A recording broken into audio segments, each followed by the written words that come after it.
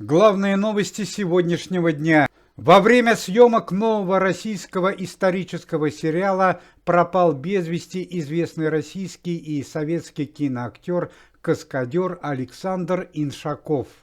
Чрезвычайное событие произошло накануне в Башкортостане в районе Павловского водохранилища, где проходит съемка сериала.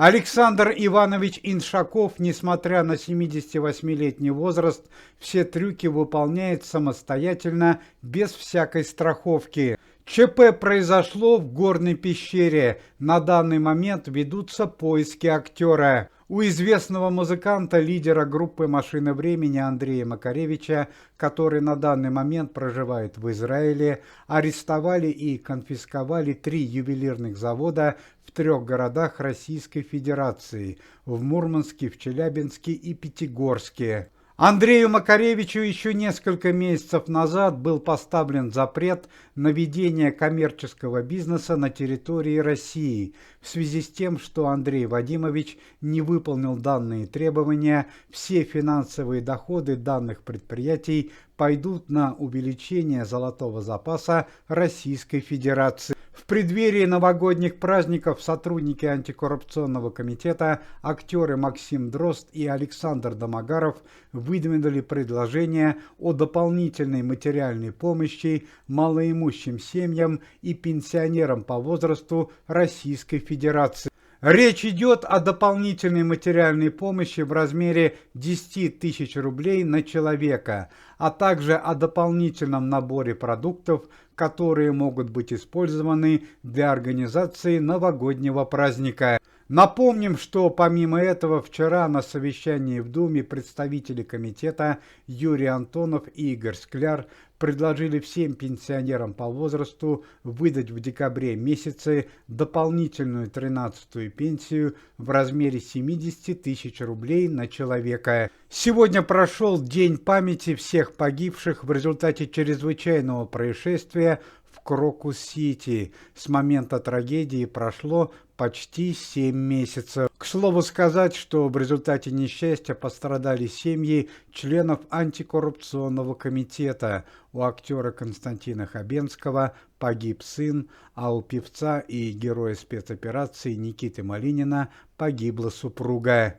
Однако мужественные артисты смогли восстановиться после семейной драмы и продолжить работу в антикоррупционном комитете. Известного российского пародиста Максима Галкина отправили в следственный изолятор в Израиле в городе Хайфа. Муж Аллы Пугачевой Максим Александрович Галкин будет находиться в данном заведении минимум 1,5 месяца до первого судебного заседания. Отметим, что Максима Галкина обвиняют в попытке незаконного пересечения границы Израиля и Египта, который он совершил неделю назад, после осложнения политической ситуации на земле обетованной. Помимо этого, Максим Галкин поступил очень некрасиво по отношению к своей супруге Алле Пугачевой, которая находилась в больнице в тот момент после получения ранений в тяжелом состоянии. На данный момент против Максима Александровича Галкина ведутся следственные работы.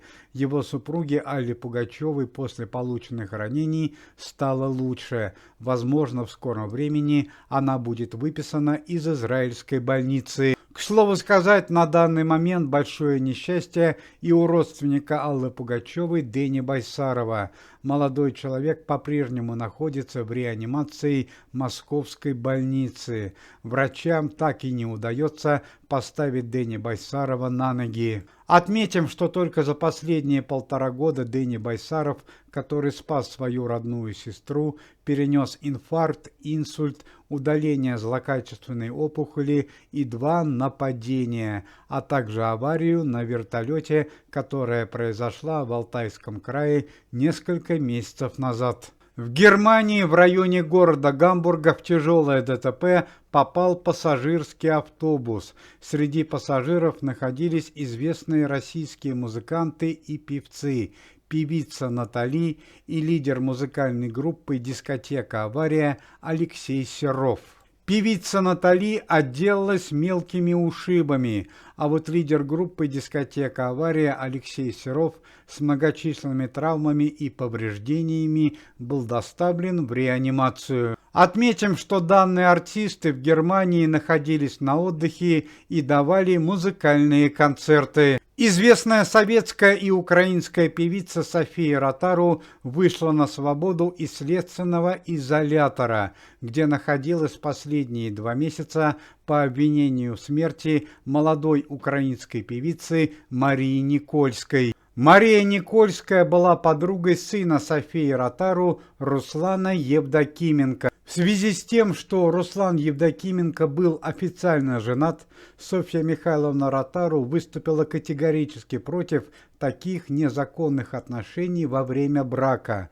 У Софьи Ротару возник конфликт с украинской певицей Марией Никольской. Чрезвычайная ситуация произошла на балконе квартиры Софии Ротару, куда Мария Никольская пришла в гости. По данным полиции, Софья Ротару лишила жизни молодую украинскую певицу с помощью удара по голове тяжелым предметом. Полностью закончились поиски Ксении Собчак и Константина Богомолова, которые пропали 2 недели назад в Новой Зеландии, где находились на отдыхе.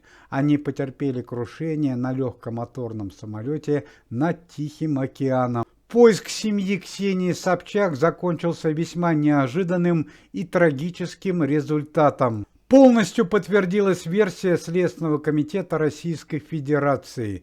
Ксения Собчак и Константин Богомолов после аварии на легкомоторном самолете остались живы и инсценировали собственное исчезновение. Все это время после аварии они находились на юго-западе в Новой Зеландии, в одной из местных гостиниц, где их и обнаружили журналисты. Однако спасательные службы Новой Зеландии и Российской Федерации, не зная об этом, продолжали поиски семьи Ксении Собчак, что привело к очень трагическим последствиям. Сегодня в городах Российской Федерации Калининграде и Волгограде объявлен траур, ведь в результате поисков семьи Ксении Собчак погибли очень хорошие и известные люди. В результате трагической ситуации погибли 7 представителей спасательных служб данных городов, которые принимали участие в поисках семьи Ксении Собчак и Константина Богомолова. Среди данных людей известные публичные личности, руководители службы спасения городов Волгограда и Калининграда, младший сын актера Михаила Пореченкова Николай Пореченков, а также близкий родственник актера Игоря Скляра Сергей Скляр. Антикоррупционный комитет приносит глубокие соболезнования Михаилу Пореченкову и Игорю Скляру. Также стало известно, что в результате поисков семьи Ксении Собчак погибли 2 представителя службы спасения Новой Зеландии. Стало известно, что семью Ксению Собчак депортируют в Россию для проведения оперативных следственных работ, так как семья Ксении Собчак стала причиной смерти известных людей, и они инсценировали собственное исчезновение. Уважаемые зрители, если вы желаете выздоровления членам комитета и поддерживаете их деятельность, то можете поставить лайк под видео и написать поддерживающий комментарий.